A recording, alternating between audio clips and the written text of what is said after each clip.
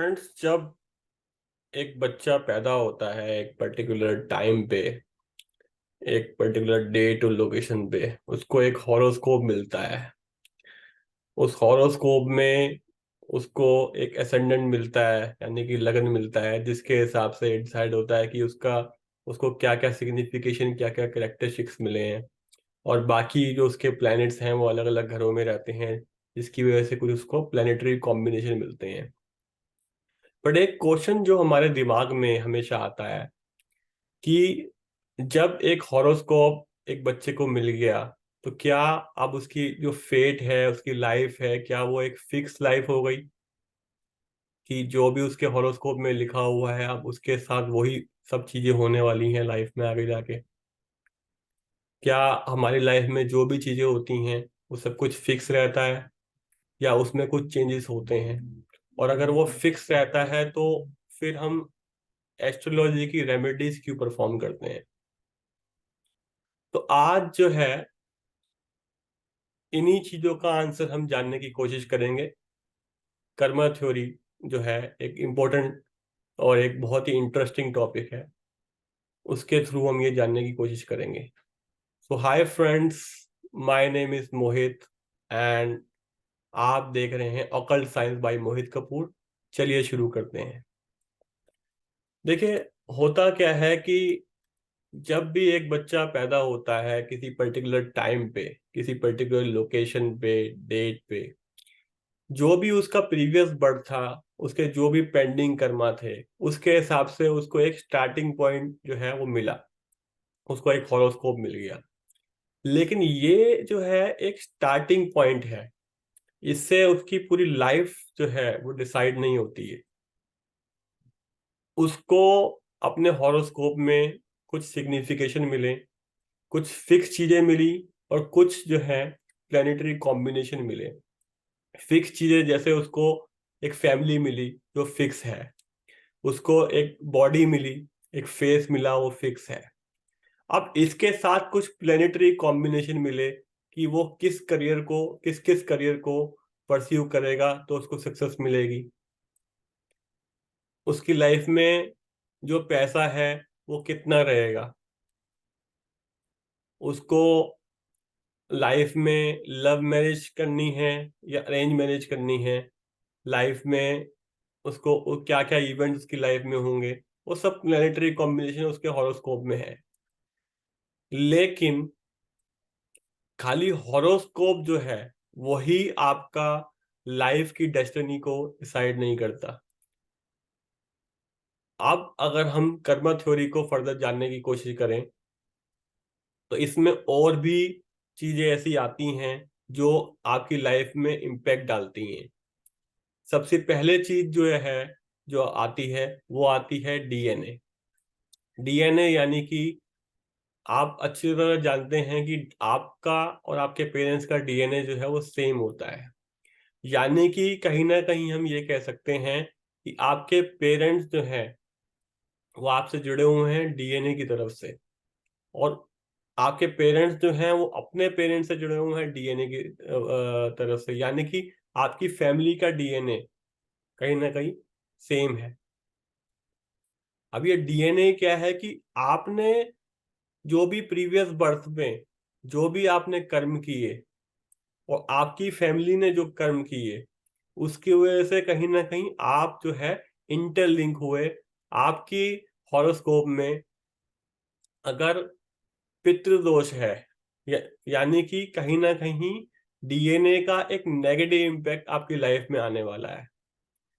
आपकी लाइफ में डीएनए का नेगेटिव इम्पैक्ट कैसे आएगा कि आपके जो पेरेंट्स हैं या आपके जो गुरु हैं वो आपको प्रॉपरली एडवाइस नहीं कर पाएंगे कि आपको लाइफ में क्या करना चाहिए, जिसकी वजह से आप एक ऐसे करियर में चले जाते हो जो आपके स्ट्रेंथ, आपके सिग्निफिकेशन, आपके कैरेक्टरिस्टिक्स के साथ मैच ही नहीं करता, और जिसकी वजह से आप लाइफ में एक सक्सेसफुल जो है प्रोफेशन वो नहीं बना पाते। कहीं ना कहीं आप जो है अपनी लाइफ में जो है एक नॉर्मल प्रोफेशन जो है वो आपका बन के रह जाता है। आप जो है लाइफ में आपको सक्सेस नहीं मिल पाती जिसकी वजह से। तो ये डीएनए का आपके ऊपर इस तरह से इम्पैक्ट पड़ता है।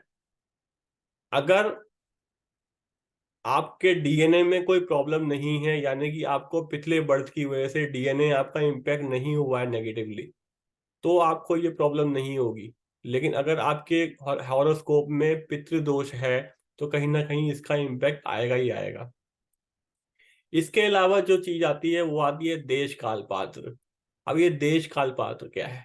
देखिए, देश काल पात्र जो कि आपका नाम से ही आपको समझ में आ रहा होगा कि डेमोग्राफी जो है उसका, एनवायरनमेंट का क्या इम्पैक्ट पड़ता है आपके ऊपर। दो लोग जो है जिनके हॉरोस्कोप में डाइवोर्स दिख रहा है, एक जो बंदा है वो एक ऐसी कंट्री में है जहां पे डाइवोर्स होना बहुत बड़ी बात है, जहां पे डाइवोर्स बहुत रेयर होते हैं, तो हो सकता है उसका डाइवोर्स ना हो।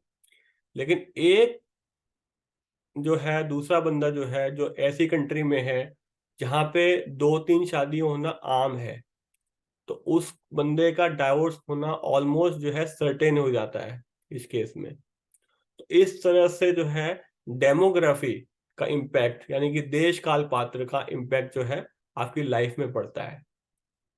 इसके अलावा आप जो है जो चीज इम्पैक्ट डालती है आपकी लाइफ में वो होता है मून चार्ट, जो कि एक बहुत ही इम्पोर्टेंट फैक्टर है।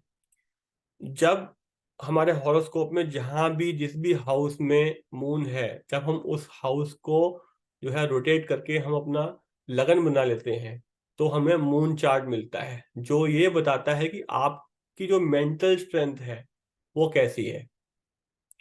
अगर आप मेंटली स्ट्रांग हो, यानी कि आपका मून चार्ट अच्छा है, उस केस में आप अपनी लाइफ के डिसीजन राइट टाइम पे लेके जो है लाइफ में सक्सेसफुल बन जाते हैं और चीजों को उन डायरेक्शंस में रखते हैं जिसकी वजह से आपका वास्तु जो है बैलेंस होता है, आपका 7 चक्रा भी बैलेंस हो जाते हैं।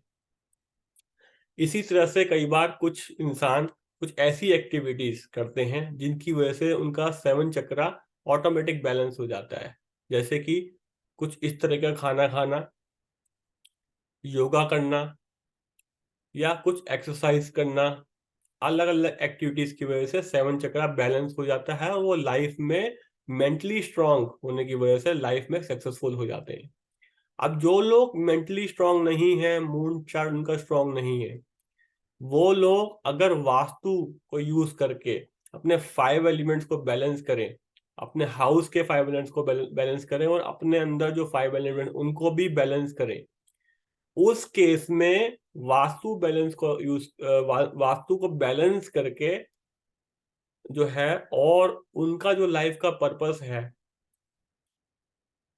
उनको वास्तु के साथ अलाइन करके वो कहीं ना कहीं अपनी लाइफ में सक्सेसफुल बन सकते हैं। तो एक वास्तु एक बहुत ही एक अच्छा तरीका है जो है जिससे हम लाइफ में जो भी हमारा पर्पस है उसको अचीव कर सकते हैं। और वास्तु, जब एक बच्चा पैदा होता है, जब वो घर में जो है आता है, तभी से उसका इम्पैक्ट वास्तु का उस बच्चे पे आना शुरू हो जाता है।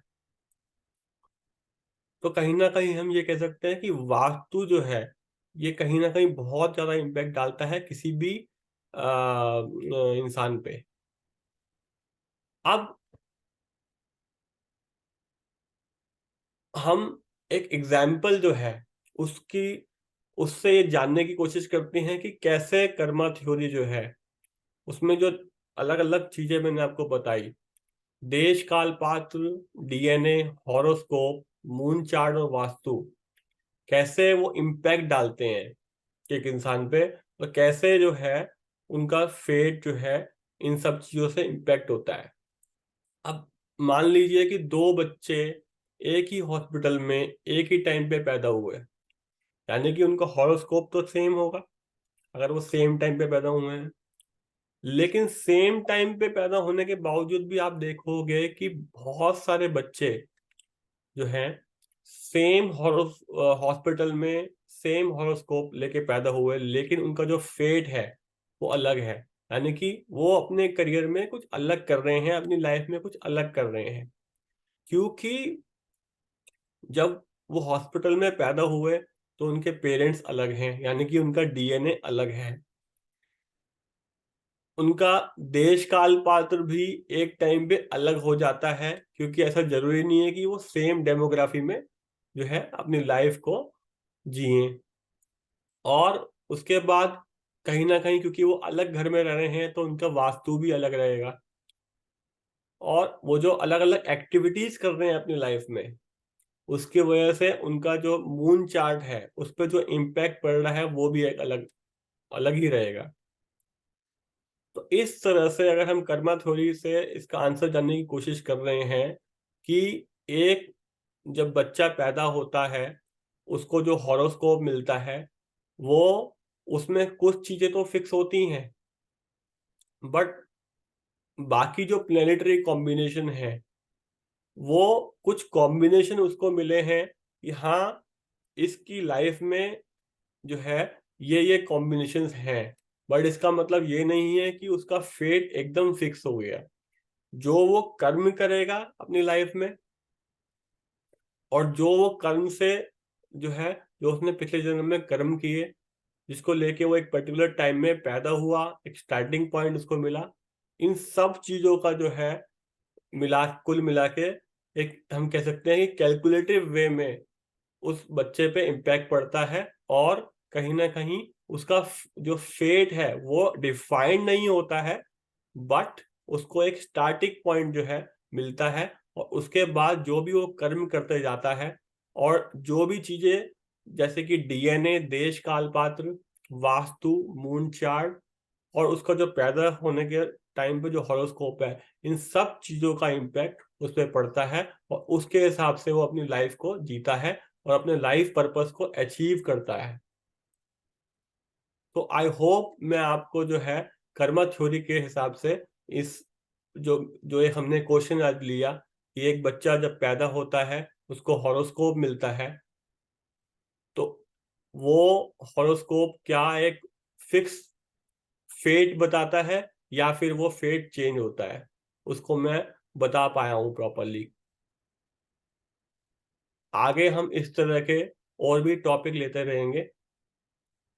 वीडियो देखने के लिए धन्यवाद। अगर आपको ये जो वीडियो मैंने आज बनाया है कर्मा थ्योरी पे, ये आपको पसंद आया, आपको समझ में आया, तो इस वीडियो को लाइक और शेयर करना ना भूलें, और मेरे चैनल को सब्सक्राइब करें एंड फॉलो करें। Thank you.